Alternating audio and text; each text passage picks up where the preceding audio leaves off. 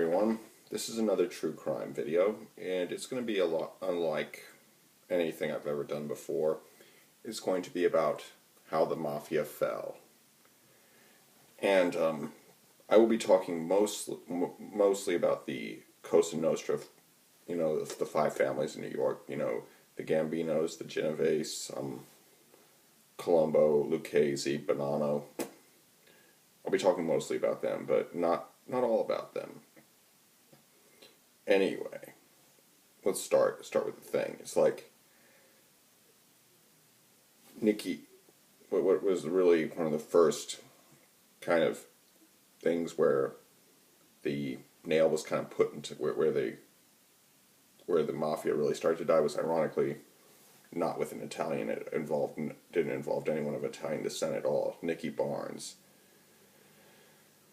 See, he opened his mouth and got a lot of people indicted and convicted and things like that. And he ended up getting out of prison and is now now 85 and is still living in the witness protection program. He still hasn't come out yet, unlike Henry Hill and a few other people, or Dominic Martiglio and a few other people. Anyway, moving on. Next, we come up with, RICO, Racketeering Influenced Corrupt Organizations Act.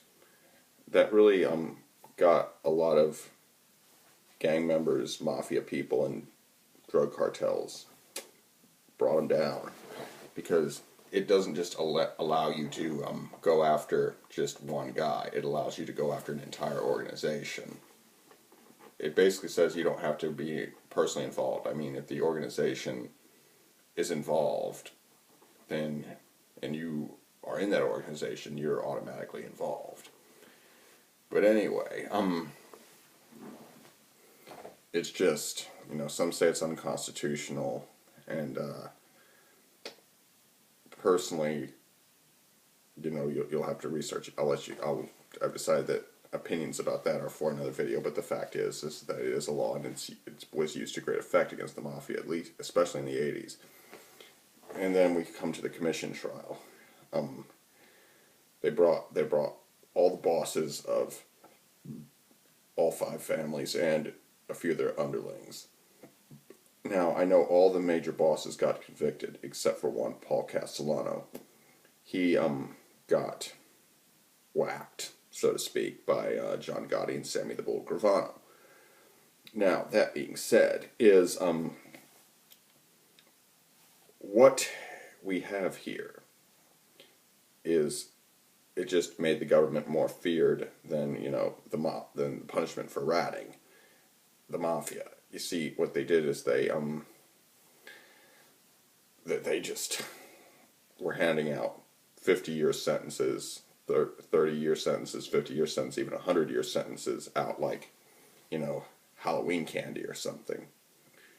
And dying in prison, it scares the shit out of most people. I know it scares the shit out of me. But in any case, it's why most people don't become murderers. But in any case, that being said, we are moving on. Wait. Before we move on, let me just say, Carmine the Snake Persico represented himself in the commission trial. And one of the big defenses is, there ain't no mafia. What mafia? The mafia doesn't exist. And Carmine Persico said, I think on the first day of the trial, if there weren't no mafia, there wouldn't be no case here. But anyway, yeah, and not to mention the fact that law enforcement is getting more and more sophisticated by the day. And it was getting way more sophisticated back then, and it's just getting way more sophisticated. It's way more sophisticated now. I mean, watch episodes of Forensic Files. I mean, a lot of those episodes are at least 10 years old, and they happen. A lot of those things happen in the 90s or the 80s or whatever, and they're able to solve them. Just imagine what they can do now. I mean, think about it. Nintendo 64 was a huge thing in the 90s. Now look at what they have. And anyway, it's just, you know, things are advancing, constantly advancing. And then we get to John Gotti, the Teflon Don. He is probably the worst mob boss of all time, the most incompetent. Now, I'm pretty sure it's like he got charge after charge dropped on him. He was found not guilty time and time again. And you say what you want about him, but he was a magnificent bastard. He had swag, he had style. But the problem was is that he grew overconfident. And, you know, he would say shit really, he'd talk really loudly and all that stuff. I mean, he just basically was the antithesis of traditional mafia values and old school thinking. I mean, Carlo Gambino lived in a modest house and rode around in an Oldsmobile instead of a big black Cadillac. And anyway, John Gotti, there wasn't any of that with him. He was just out and about, and he was just, you know, acting crazy. He's like, oh, that's my public. And a lot of people say he would have made a great movie star, and I agree with them. He would have been great at that, but he wasn't a very good mob boss. I mean, he talked about murders and things like that. He would say, I will sever your motherfucking health and I'll blow your house up. And he's dying because he refused to come when I called him. And he would just yell and get angry and all that stuff. And there's a lot of recordings of him. And I mean, he was running his organization from the Ravenite Social Club, and once a week, his soldiers or the capos would have to show up and kiss his ring like he was the Pope or something like that. But anyway, or the king or whatever. Anyway, it was just a debacle. And as one guy said, the FBI itself could not have handpicked a better guy for them to lead one of the 5 New York families in John Gotti. And, but he's not the final nail in the coffin.